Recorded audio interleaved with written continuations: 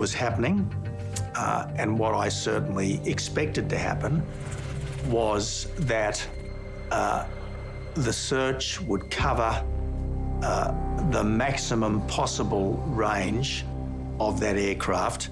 I had no reason to think that the search was being restricted on the basis that the pilot had nothing to do with it.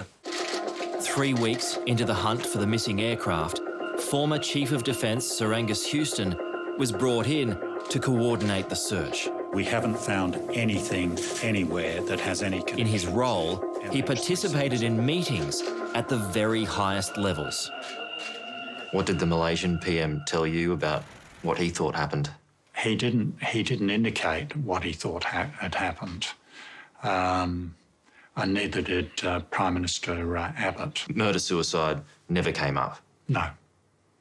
No, I don't recall ever being told that explicitly by anyone in authority in Malaysia that that was the case. Martin Dolan's role in the hunt for MH370 was critical.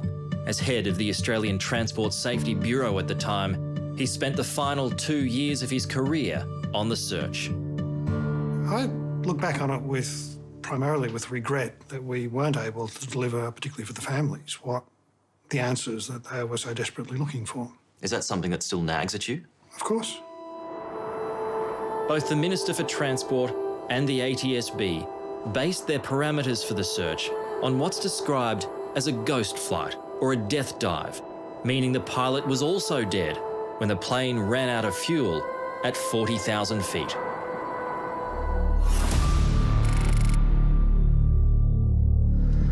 Left engine shut down.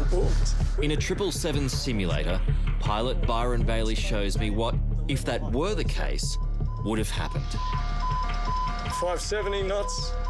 That's about 1,000 kilometres an hour. This is going to hurt.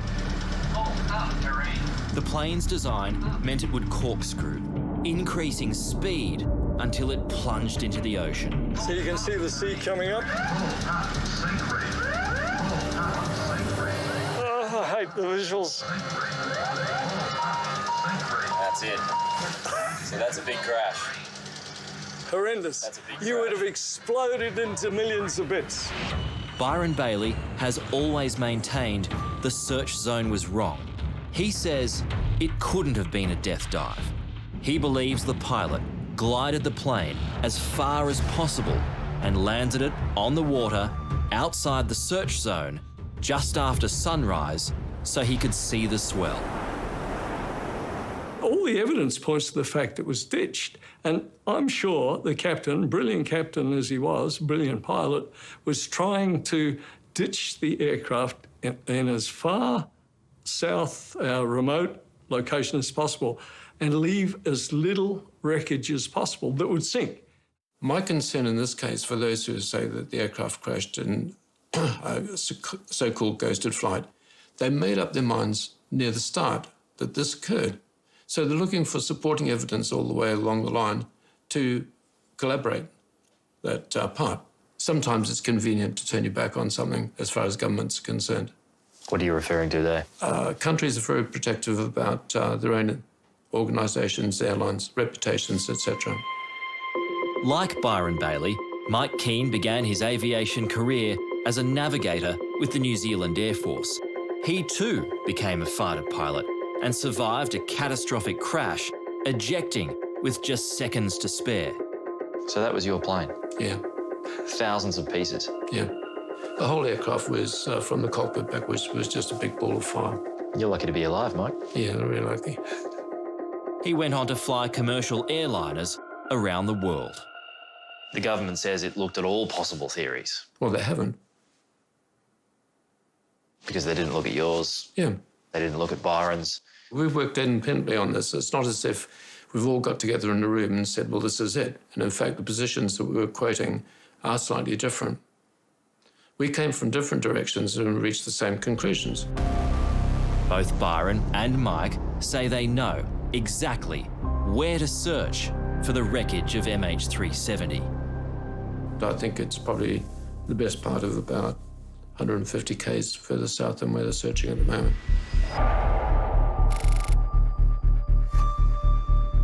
We're in cruise at 39,000 feet. Back in the flight simulator, Byron shows me what he thinks happened. Hello, engines running now. Looks like we have flamed out. At 40,000 feet and out of fuel, he glides the plane as far as he can. He would have ditched into wind to keep the speed down as much as possible to avoid a lot of wreckage. So that's what we'll try and do, all right? When Byron recreated the death dive, the plane crashed within a few minutes of passing the 7th arc. One more. Now what that is warning is I haven't got the gear down. This time, we fly for almost half an hour, That's 500 feet before we ditch. reaching at least 130 kilometres in distance and, in Byron's view, past the search zone. Okay, I'll start to flare now. And then we hit the water. We are dead. So do you know where it is? Yeah. Where is it? Latitude 3910 south, east 8818. If Byron's right, this is it, just outside the search zone. That's very specific. Yep. What if you're wrong? Well, let's just say the ATSB, as part of their searching 40 miles either side of the arc, came within about 30 kilometres of where we reckon the aeroplane ditched. If I'm wrong, then it means the aeroplane's probably been taken by aliens or is sitting in a hangar somewhere in Kazakhstan. The ATSB did consider the possibility of a controlled ditching and found, by using a 777 simulator, it was possible. But like Blaine Gibson, the ATSB concluded the small pieces of debris indicated a high-speed impact with water that was not consistent with a controlled ditching. However, over time, Martin Dolan changed his mind. Do you still believe that it was a final out-of-control dive? I think the evidence is less clear now, given that we have managed to eliminate most of the area associated with that scenario. If it is a fact that the furthest reaches were not explored because of assumptions of a pilot who was no longer at the controls, I would say let's ditch that assumption. Let's assume that it was murder-suicide by the pilot. And if there is any part of that ocean that could have been reached on that basis that has not yet been explored, let's get out and explore it. And for the families of the 239 people who perished on board, all they have left is hope. I just wish we'd got a lucky break along the way so that we could have found it, because the families continue to suffer. It's about those poor souls who were lost and the grieving relatives who've been left behind. And that's always what this has got to be about.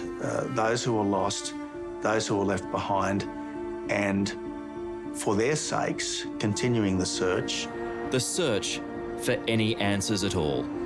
But for now, the official government position is that another search won't be launched until new, credible information is uncovered. I think that someday it will be found, the underwater wreckage, and someday we will know the truth. And I hope it's in my lifetime.